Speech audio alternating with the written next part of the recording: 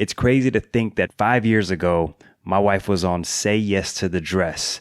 And fast forward to today, we've been married 5 years. It's been a beautiful up and down 5 years. And I wanted to take this opportunity in this video to give you 5 tips to help you balance money within your marriage. So let's start with number 1. The first thing that I would say in the first 2 to 5 years of marriage, I would try to get debt free, or at least try to get halfway there. That's really important when you're just starting off your marriage, when you're just starting off on that journey of marriage with your spouse. You want to try to become debt free within 2 to 5 years. If you have to make it all the way to 10 years, that's okay, because I understand, my wife is a lawyer, so sometimes you've got hundreds of thousands of dollars in student loans, and trying to pay that off is, within 2 years. That's pretty challenging. But if you can manage to get a plan together and try to become debt free within 2 to 5 years, paying off the student loans, paying off the credit card debt, paying off the car notes, whatever you've got to do, that's a big, big boost to help you on your journey through marriage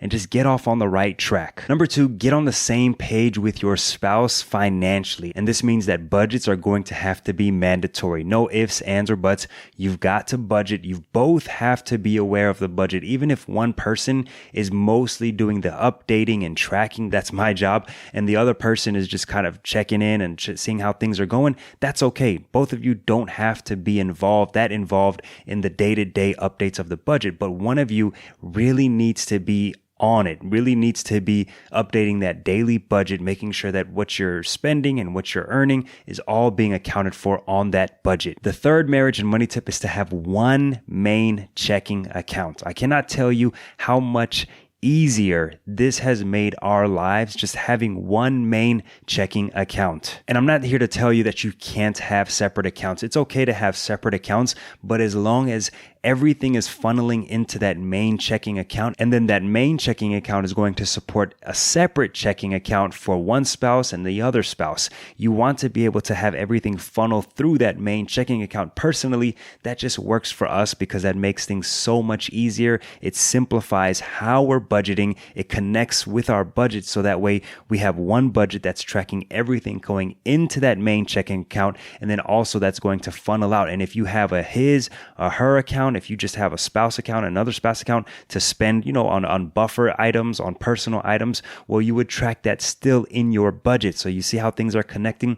That's why I say try to have one main checking account. But again, this is kind of subjective. It's relative to each relationship, right? You may be comfortable with having 2 different bank accounts. You may have a bank account at this bank, and your spouse may have a bank account at another bank, and you're perfectly fine with that. But I would always suggest try to have one main account, because you're on a journey together. And it's really important, I think, within marriage that money doesn't become this whole idea of we can't talk about it, not taboo. It's important. That's one of the big pillars, I think, of marriage is money, is financial, because of how many marriages experience so many troubles because of money fights and money problems. So if you can be transparent and have all of that on the table, I think you'll get along and move along in the right direction and sustain a long marriage, because you can limit the problems that you and your spouse are going to have within your marriage when it comes to finances. Now, the exception with this obviously may be that you have your own business, or your spouse has his or her own business, because obviously that's going to be a separate account that you're going to have for your business. So again, this is subjective, right? Every relationship, every marriage is going to be different. And if one spouse has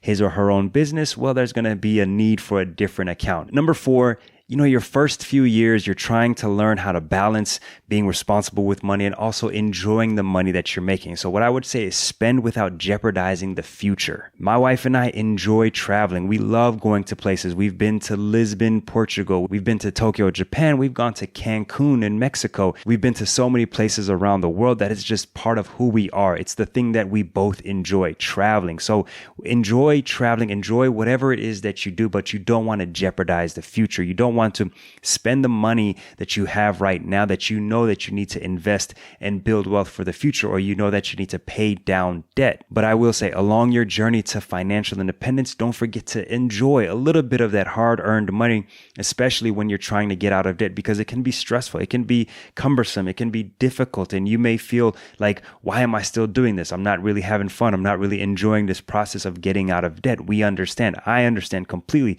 So take time to just enjoy enjoy a little bit here and there, the money that you're earning, that you're working hard to earn. But don't neglect that journey. Don't neglect that journey of getting debt free. Don't neglect that responsibility that you have, because you want to change the future for you and your spouse and potentially kids, your family in the future. And number 5, remember, it's not his money or her money. It's ours. Okay. It's ours. The idea that what's hers is hers and what's mine is mine does not work in our relationship. We understand that whatever we're bringing into this marriage is for both of us, it's for the family. It's not she has her money that she makes and she spends it on whatever she wants to. I'm making my money and I'm spending it on whatever I want to. No, it's all coming into that one main checking account, and then we're budgeting everything that we're bringing to the table, and we're budgeting it appropriately. You don't want to get into this idea that you spend the money that you make or you spend the money that you make and we'll just do whatever we want to do separately. Because when we talk about marriage, when we talk about money, again, marriage and money can sometimes be, conflict, right? Can butt heads a lot of times. And the one thing that I really appreciate about my marriage with my wife is that we're coming into this marriage, we're being transparent with one another, and we understand that everything that we contribute is for the family. So we make sure that we're investing. We make sure that we're saving. We make sure that we're taking care of whatever we need to take care of, helping our families here and helping our families back in Africa in whatever way we can. It's really important that you understand that whatever you've got is not just yours, but it's to contribute to the goals of the family and the financial goals of you and your spouse. And a bonus tip that I want to continue to encourage all of you out there, spouses and marriages out there, is to invest. Try to max out your 401ks, try to max out your IRAs, try to max out your HSAs, whatever you've got to do, whatever you can do, right? But remember, take care of that debt first and then start funneling the money into your investment accounts. But while you're taking care of debt, try to invest up to the match if you work for a company, or at least try to get into that IRA if you have your own business or solo 401k. Try to invest what you can to put into the future, to build wealth for the future, because you're not going to get any of these years back that you're going to be able to take advantage of these income limits, these yearly limits. But I really want to encourage you all in your marriages, if you're just starting off, to be transparent with each other. Talk about your finances. Don't let that be a topic that neither of you know how much the other person is making, or or whatever it is. Especially, fellas out there, it's okay if your wife makes more than you. Guess what? My wife makes more than me, and that's okay. Money can definitely be taboo in a marriage, and I don't want that to be the case with your marriage. So I hope these tips help. Let me know what other marriage and money tips or marriage tips at all that you have, and let us know in the comment section below. We'd really appreciate that. Thanks for watching. Don't forget to subscribe and like this video. It really helps out the channel, and I really do appreciate you. Take care. Peace.